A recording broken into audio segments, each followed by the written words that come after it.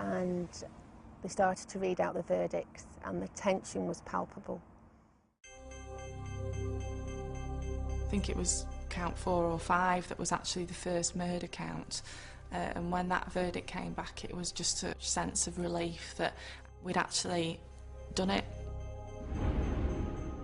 I recall looking at Joyce as the second murder verdict was returned and saw him mouth the words, "Are you happy now?"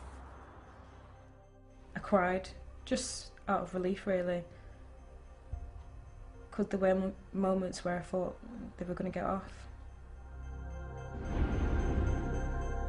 Colin Joyce was convicted of both murders.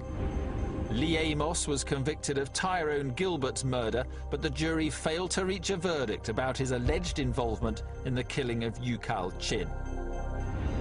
Aaron Campbell, Narada Williams and Ricardo Williams were convicted of Tyrone Gilbert's murder, attempted murder, as well as drug dealing and gun possession. The other 6 members of the gang were convicted of various drug dealing and gun possession charges.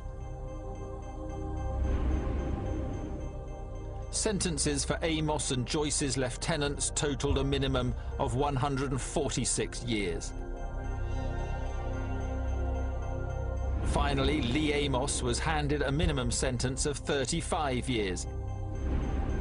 And Colin Joyce was told he would spend at least the next 39 years of his life behind bars. I think the sentences that these individuals received just shows how seriously their offences and their criminality has been taken by the judicial system. I mean, the fact that they've both got longer minimum recommendations than Peter Sutcliffe got says something. So long were the sentences that Greater Manchester Police went to extraordinary lengths to publicise them.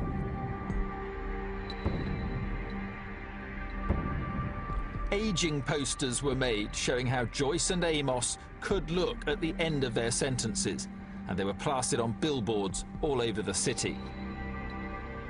It was a defiant message to the community and to Manchester's criminal underworld that gangland behaviour would not be tolerated. Although the sentences were huge, they didn't bring an end to the suffering. They can still hold their brothers, their sons' hands, give them a kiss goodbye, see you tomorrow, see you next week. We can't do that.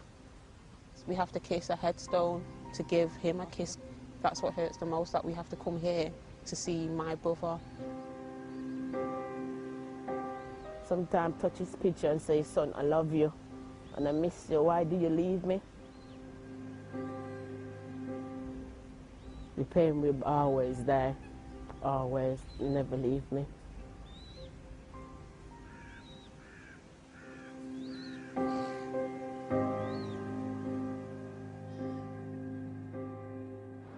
This case was solved by a combination of innovative policing and good old-fashioned detective work.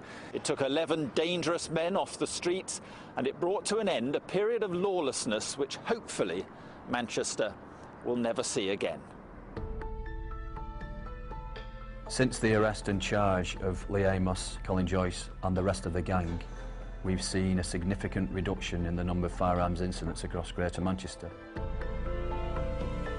Gun crime in the city has fallen by almost 60% in 2 years. For a 16-month period, there wasn't a single gang-related shooting. But for officers like Rod Carter, the fight goes on. We're on duty every evening of the week, and we'll be dealing with any gang-related or firearms-related incidents that may occur throughout the evening. The Excalibur anti-gang unit, working with the help of the community, continues to tackle gang activity, taking guns and drugs off the streets. It's definitely felt safer. It feels more united as a community now. The whole problem hasn't gone away. There's always younger boys that are going to want to fill their shoes. But there's definitely been a change. Despite all the negative press Manchester's received over the years, being referred to as Gunchester because of the gang violence, can't forget that this is South Manchester, South Central LA, and individuals such as Joyce and Amos come along very, very infrequently, and I don't think the city's ever seen the likes of them before, and hopefully they won't again. In my opinion, Colin Joyce and Lee Amos had decided that they were now invincible. What we were able to show was that the community and the police together were a far bigger gang than their gang.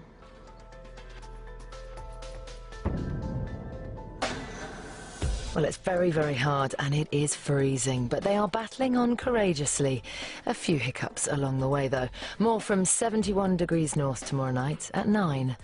We're back in Australia next, where Stephen Tompkinson is having a very exciting balloon adventure.